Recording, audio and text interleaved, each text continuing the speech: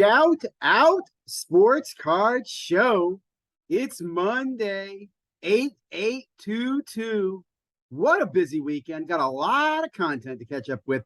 A lot of cool stuff. We're going to start with some fun stuff. We'll get a little controversial, and then we'll finish with some fun stuff. Hey, guys, if you haven't already, please subscribe to the channel. Love the support. Let's hit 2,000, baby. Comments are appreciated. I'm going to catch up on all the comments on the weekend. Give me another 24 hours, guys, but keep them coming. Comments, thumbs up, thumbs down. Love it. Here we have got a lot of content to get through. Let's start here with Carlson Cards, 232 subs. Give him some sub love and tell him ZiggyNo sent you. One of the best PSA returns I've ever seen. And this is from I'm just going to take it as just a young collector guy. I don't know. He doesn't seem like he's a big, flipper, Rolex flashing, Tesla driving, I don't know, sports card investor. But this was fun. I loved his energy. Check it out. And give him a sub. Tell him Ziggy sent you. Another great one over here. I love baseball cards. Give him some sub love. Tell him ZiggyNo sent you. This one, okay, listen, this is funny. He's actually going through some company repacks. I think there's some repacks from like the early, early 20s or 2010s. I don't remember, but I say that because it's interesting. I hate repacks from like content creators. This is not a repack. This is a manufacturer repack. Check it out. He's doing this for 21 days. I found this really interesting. Really liked it. Love your thoughts. Like one of the chase cards is a 86 Fleer Jordan. Think about that. That's kind of cool. Okay, another great video. Get your sub love out for CAC Sports Cards, 809. Let's get him up to 2,000. Talks about using a consignment service. Really just love his openness, his honesty. Talks about selling 86 Fleer cards. Talks about selling the having a guy buy it and not pay and what he had to go through. Insight. Check it out. Good stuff. Tell him Ziggy sent you. Best recap I have seen from the National. It's short, it's concise, it's honest. Sports Card Collector Chronicles also had the best insight going into the National and was very, very well done. Very just politically correct. Didn't bash AC. This was very well done. I can't say enough. Give him some sub love and tell him ZiggyNo sent you. Next up, guys, Card Cutter. Big fan. Great video here if you're into the TTMs. I do recommend you check this video out. He's actually deploying for like, I think 10 months. And then he's retiring from the Navy. So, sir, thank you for your service. Congratulations. And love the videos. Gives great insight here. I don't have time to talk about it all. He talks about some of the expensive ones. Talks about what he talks about, like sending the Sharpies and cards. So what he call long shots in a very expensive project and getting one, maybe out of 20 of those back. It's just really, really good insights on TTM. Really loved it. Check him out. Okay, here's some sub love. Look, I want to just quickly say, who is Z-Reed? And how do I not know about it? Until you give him some sub love. I'm going to give him some sub love right now. But I've never heard about this guy. He's killing it in the hockey. How is this guy's channel not getting more love? I know you see sake guys. You hockey guys. I'm like, Ziggy, you don't know Z-Reed? No, I don't, man. Big fan. Check him out. Okay, let's get into some stories, controversy. First of all, let me clear up a story from the Lucas Tigers and Bronze show. I mentioned a while back about them getting a box of collectible and giving it to kids. Let me clarify this. I spoke to Cage. He was great about to explain this to me. He was given a box by Panini to be on the panel. He and Andrew did give most of the packs away to kids as they decided as they could. They did end up opening some that they, again, received as a gift from Panini, and then that hit a downtown. Great story there. Also, great insights here from Lefko. Really like this. Listen to Lefko talk. Listen to his education. I remember he did a video 2 years ago, and I kind of did a mock-up of it where I was commenting on his thoughts of the hobby, and I'd love to interview this guy. I wish I had a chance to meet him. My only fear is, again, he's very how do I say it? I don't know if he's approachable to me. We'll see. I'll leave it at that. Okay. But good video. Check out if you'd like, and we'll follow up with Lucas Tigers and Bronze. Again, leave it at that. Okay. Another great video here. Great. And listen, I'm talking about my boy Jeremy with the thumbs down. I'm actually going to look at this. I want to take this away from him. I'm going to take the thumbs down away because I really do want to bridge that gap with Jeremy and with Chris over Card Ladder that I tried to do at the National, but didn't see it in one of them. Okay. Good in this video. I love the conversation with Brian Gray. I love the conversation about Sports Card Radio in this. I want to also point out, I learned this weekend too, Jeremy Lee's gone full-time into content creation. I've given him grief and I've, picked on him about, some of the stuff. And let me say this, I'm not going to do that. If he steps out of line, I'll make a comment, but I'm not going to pick on him for making a living in content. That's a great thing. I appreciate, I commend that, man. I was joking with him on, tag because he was so against, the technical grading and now he's for it. But okay, look, I'm gonna leave it alone. I'm going to try to bridge that gap. I really enjoyed this conversation. Really good nuggets here. Check it out. Brian Gray, Jeremy Lee. I'm going to talk about Jeremy again here in a moment. But let's talk about Let's Sports Card Investigator. Great video here talking about sports card influencers, hired influencers. and what's going to happen in the future. Let me, again, one thing he talks about here is about selling out. Let me say this quickly. I'm not against selling out. I think people kind of put me in this bucket of, oh, Ziggy's anti-profit. He's a communist or a socialist. No, man, I'm all for doing it, but I want you to do it right. I think too many people jump the gun and they represent companies they don't know anything about, or they represent companies that end up doing shady stuff and they think they can just walk away without, taking any of that spill. I don't know. I just think too many people are quick. It goes back to the old bull, young bull story. You ever hear about that? That the old bull is at the top of the mountain, the young bull says, let's run down, and the old bull says, no, let's walk. Too many young bulls are running. Anyway, let's investigate. Love the video. I'll tell you, everybody has a right to make money, and I have my own goals in mind as well, right? It's influencing. I want people to trust me. I don't want sponsors. That's not what my goal is. And I'll speak to that in a moment here in a second as I babble on. But this video got me thinking, because we listened to this video here, Jeremy Lee. Back to Jeremy, great conversation with Warren, who talks about the investment group he runs. Now, a few things, Warren. I thought it was funny, and I do mean this in a nice way. When you were asked, what was your greatest benefit in joining a team? Warren says timing. And I'm like, what do you mean by timing? But real quickly, he gives you a story. He was going for his MBA. He knows collectibles, and he ran into the collectible guys, and he gets involved in this mint thing. Anyway, they invest. Why you should watch this video is he talks about all the companies they've invested in. They've invested in Gemma. They invested in, I think, this other company that Beckett bought. 2 companies were purchased. They've invested in two data companies that do card data. He talks about the importance of card data, right? I could see them investing in other card data companies. He talks about looking for other investments, right? That the company's looking to do. Very great insight here. What I love the most about this video, guys, and this is why I'm talking about it right now, I kind of want to pat myself on the back. He says, regulation will come, because what's happened is a lot of money has come in, but as the money comes in, it wants the waters to be clear. And they're mucky as hell, guys. They're mucky as hell, right? 2 areas that are really mucky. Where is that? Breaking and grading. And that's exactly what he talks about. He suspects regulation will come in breaking because it is a form of gambling. It should be taxed and regulated, and there should be some monitoring of the distribution of cards, just like lottery tickets, man. Gaming, it's in the same basket. Regulated by the states. It's not a problem. That's a good thing.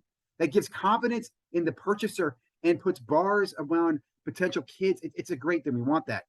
And grading. Look, I don't say we need regulation and grading, but we need standards in grading. Standards are the key. I look forward, actually, to talking to Warren. He's somebody I want to reach out to and see if I can't get an interview in the future. Great conversation here on Hobby Hotline. Really do enjoy this. Let me just quickly say, and I do mean this in a joking way, I feel like anytime I watch this, and I got Brad on and Dr. Beckett, it's kind of like a little kid and a dad, and dad keeps having to tell the little kid, no. Brad said, but what if? No. There's like 2 or 3 examples. One is real quickly is like Brad keeps asking me, what is this? Is it scarce? And Dr. Beckett like, no, it's not scarce. And then later on, Brad talks about Fanatics and goes, I have a source that thinks maybe Fanatics is going to buy a distributor, and that's why they knocked out GTS. And Dr. Beckett says, no, they are a distributor. Why would they buy another distributor? Unless you're going to bring something that adds value, they're not going to do that. I just love how it's a great, I don't know if it's a comedy act. It was great. Great insight from these guys, too. They talk about the National. Richard Klein gives some insight on the theft of the $80,000 cards that you might have heard about earlier. I think I mentioned that, where the scam took place. If you haven't, let me know. I'll drop a comment below. We'll talk about it later. I also have to say, I have to follow up with Dr. Beckett. I didn't get to meet him in person. I saw him at one of the events. I did not get to shake his hand. That's my fault. I kind of ran out of time, and I actually want to speak with him. So, Dr. Beckett, if you watch this, I will be reaching out to you. Sir, thank you very much, too. I really enjoy the Hobby Hotline. Okay, want to share with you a few things. A little controversial here. If you're still there, this is what the good stuff is. This is where the meat is, okay? She concerns me. I'm not saying she collects cards. I'm saying she concerns me. And what I mean by this is that, look, I forget this woman's name. She blocked me a long time ago because she's just had some very questionable content. And instead of like debating it or talking about her answers, is to block people, which that's fine. That's what she wants to do. Like, I'll give you an example. She pulled out a document about art, and she was reading some document about art, some white paper on art that had nothing to do with sports cards. And she was trying to draw the parallels. It was very funny. And I called her out on it, and she got mad at me. This video here, what bothers me the most about this video, she goes to every one of these cards that she buys at the National. They're all like SGCs and I think a few BGSs. And she talks about how she's going to, that's her thing. She wants, I believe, she doesn't say this. And let me give her the benefit of the doubt. I assume she's doing a PSA registry. Now, I know she works for collectibles, but she says she's cracking them all and crossing them all over a PSA. I'm assuming she's doing it for the registry, not just because she works there and probably gets some fat discount. But every one, she talks about how it's going to grade down. Well, this 8.5 will probably come back a PSA 7. well, this 9, hopefully will come back a PSA 8. It's like you're pooping on your competitor. So like subtly, ruthlessly, concerningly, she collects. Does that make sense? Like if you watch this video, I'm not trying to be mean, but that's just dirty. Dirty. Dirty. You don't know anything about grading, first of all. You've been in sports cards for about 24 months. You're working for a manufacturer who has influence. You're part of Women of the Hobby, who's getting a lot of attention right now. And this is just, I'm going to call you out on it. I don't think it's right. I don't think, look, again, cross over and then lie to me and tell me you're doing it for the registry. But to poop on PSP, these other graders and say, I hope it, yeah, I'm just getting started. I don't know why I watch these guys. I think it's like a moth to a flame. I think part of it is every time I'm amazed, like what stupid things come out of their mouth. The one that blew me away was how Chris basically goes off in the rant in the beginning. And I'm just to say, guys, listen to this yourself. I really want to meet Chris because here's what I want to have with Chris. I think Chris and I would have a lot of fun debating every week. Like it would be a show everybody would tune in for because he's very cocky and very arrogant on his opinions and the way he presents them is very interesting. Like he starts off by, oh, as a collector, I couldn't stand all the corporate people there, the corporate this, don't realize the cards are what we come for. We come there for the cards, man. We come there for the cards, the dealer's cards, and the trade night. Well, first of all, he doesn't know anything about the dealers and the cards. I agree, we come there for the cards. But I can tell you the people, the collectors and the dealers are not the same team. That's why trade night was so successful. He doesn't even understand that. That's one thing that I think he totally missed. Second of all, he's totally hypocrite when he then says, like in the same breath almost, how great it was to stand in line at Zero Cool to get the free cards, because that's what people want. The free Stranger Thing cards. They bring promotions. They bring people in. But later on, him and Josh go and attack. They attack Whatnot for having the little pavilion out there with games. Like, oh, do I really want to play games at a card show? It's a card show, man, not a game show. I just don't get this. And I don't know why people don't call. Well, I know why people call him out. Because if you call him out, you'll get blocked. But here's what I'd say, guys.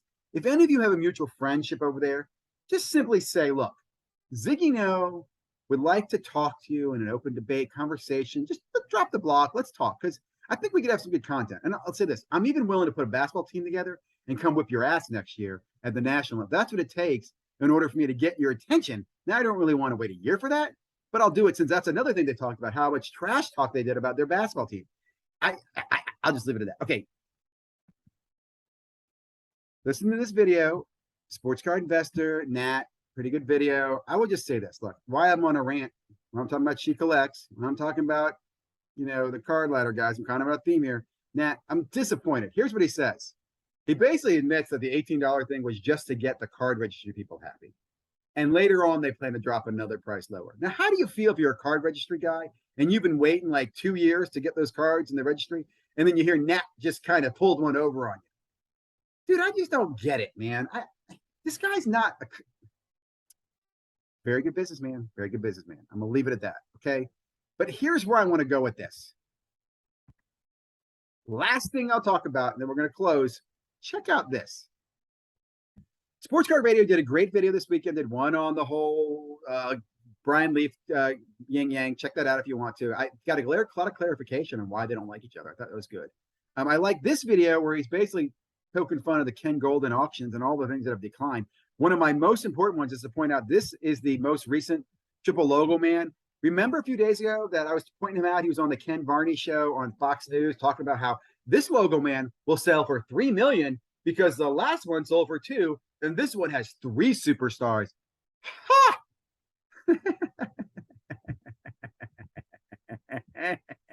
You can't make this stuff up. Now, let's just roll this into the end. My boy, and I do mean in a nice way, my friend Raul over here at AIH does a video on why people despise PSA. Do I need to say more? In fact, what I left him with a comment after listening to, again, PSA employee, PSA employee, PSA employee, results of a PSA employee. May I say this? Can someone put a video together showing me all the wonderful things about Collectors Universe and what they've done for the hobby in the last few years? Please put it together. I want to see it. Maybe we'll make it a challenge. Right? I'll make it like a challenge. Positive PSA video. Show me why PSA is great. Guys, I appreciate if you listen this long, and I hope you appreciate my little rant. I will say this, guys. Please go out and sub to those little channels. I do want to help more little channels. I got a couple ideas. I'm actually percolating some of these little channel ideas with some friends. I think I'm gonna do some contests coming up to get some channel love. I do look forward to your comments, your feedback, everything, man, everything. A lot of content in this one. Guys, thank you very much. Have a great day. Stay safe, stay healthy. Subscribe if you have.